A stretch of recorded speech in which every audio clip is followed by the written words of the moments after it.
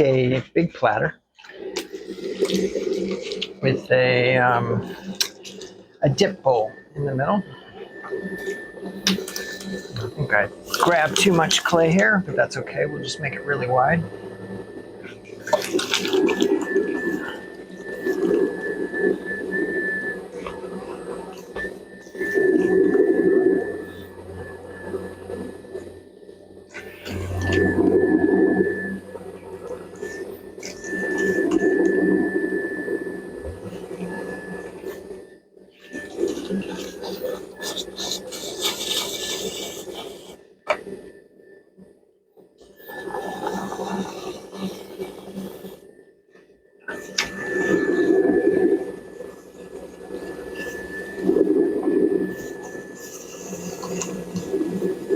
Now we know this is going to be pretty wide.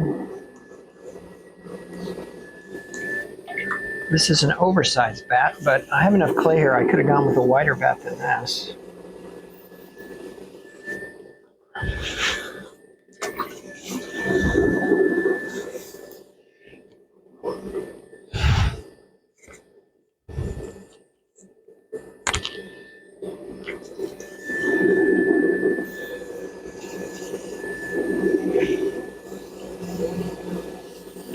All right, so now I've started to widen it. Pushing down. When I push down, of course, it pushes out. Outside hand forces the clay down onto the bat. I could do this way too if you're struggling strength-wise.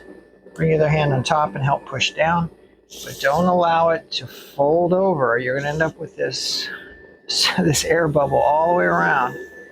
That's going to be a problem.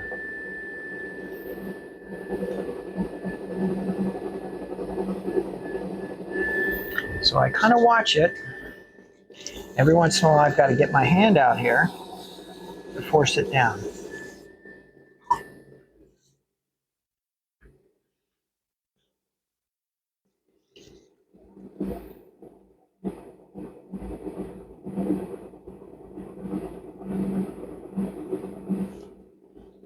I'm using my pinky to really cut in and push down.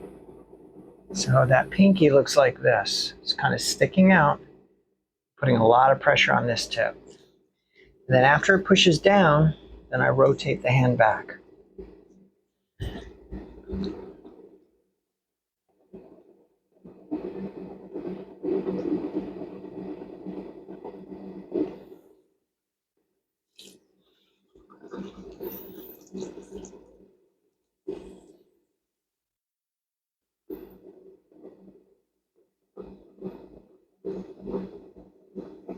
Now you can start checking your thickness here with your needle if you want.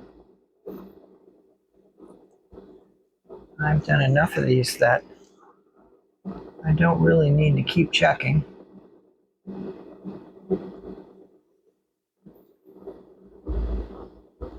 But you're going to want these to be just a little bit thin. So maybe about like that at the most. You're not going to do a whole lot of trimming. Now you can trim these even when they have a chip hole in them. You just have to make a chuck and turn it over on the chuck so that the platter actually rests about here on the chuck and that this will be inside the opening of the chuck. All I'm doing now is compressing. I'm pushing down, working my way in and out.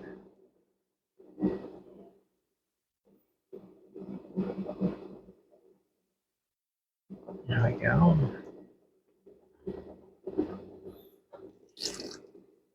I'm going to bring this back just a little bit.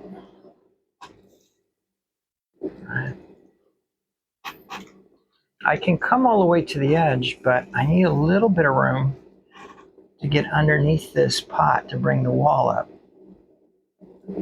So I like to leave just a little bit of bat left. And that's about right. Okay.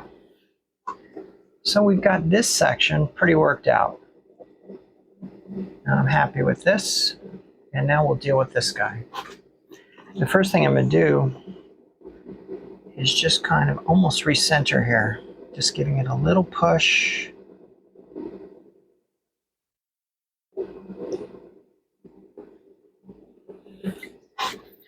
Now I'll go ahead and open, just like I would if it was the only thing on there. Pull back. Take my sponge and compress.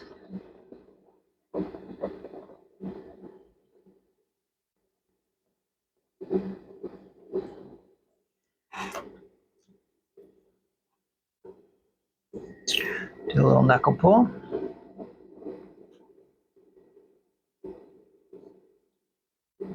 Knuckle pull, just bringing it up. I'm letting it come out a little bit, just like I do when I make my bowls. You can watch those videos too.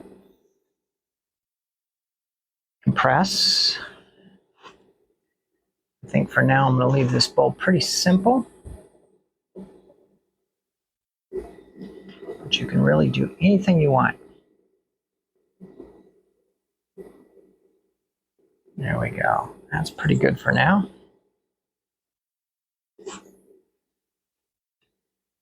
If you wanted to decorate it, now's a good time. I mean, you could go ahead and cut in and make any sort of design elements that you wanted.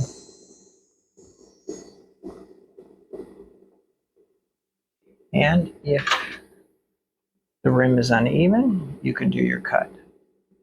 Remember when you cut just a touch first and then slowly push in. You want to make a line all the way around it before you actually dig into it. The biggest mistake I see is people stabbing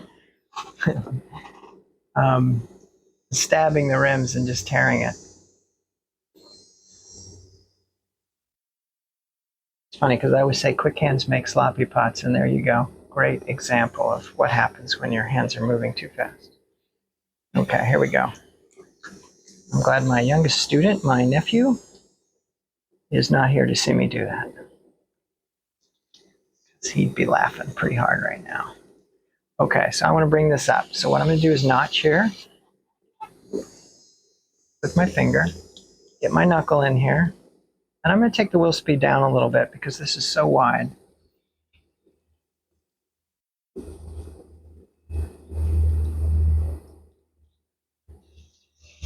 Notch underneath. And at this point, I kind of wish I had more bat to work with, a wider one, because it'd be much easier to slip underneath here.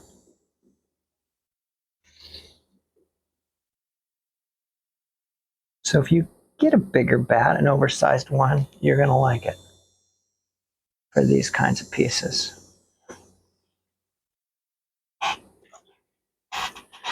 And I'm going to do this just to make this a little bit easier.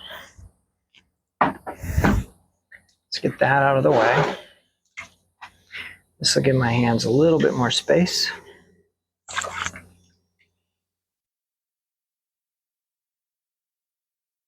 Notch. Push out. I'm keeping my right elbow down really good on my leg. So that's where I'm getting my stability from.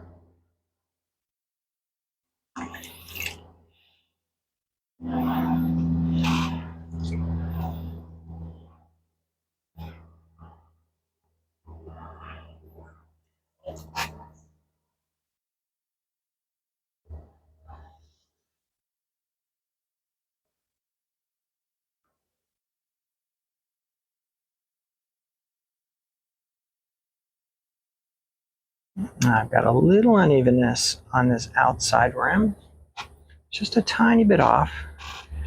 So I can cut, and again, well, actually this time I think I'm going to go ahead and bring the needle up from underneath. I'll put support on the inside. It's on that line where I'm tempted to do that crossover move I like to do. And you can see in a lot of the pots I throw, and I wait till I can see it all the way around, then I pull to cut away. There we go. Nice.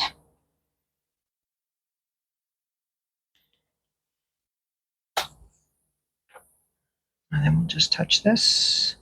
Now, if you're worried about this guy not laying out as far as you want because you're worried it's too soft, simply let it dry an hour, and then you could come back and lay it out even more. This one would go a little bit farther, but this feels about right for this piece. So I think I'm going to leave this one here. I'll throw another one of these big guys where I lay it out more like a plate, and I won't have a chip and dip in the middle. Now, if you don't like your dip bowl, it's hard to work on them now once you have this laid out on the end. So always try to get it done early so you're not reaching over this edge to try to do something to it. Okay, so that's a big chip and dip. I hope it helped.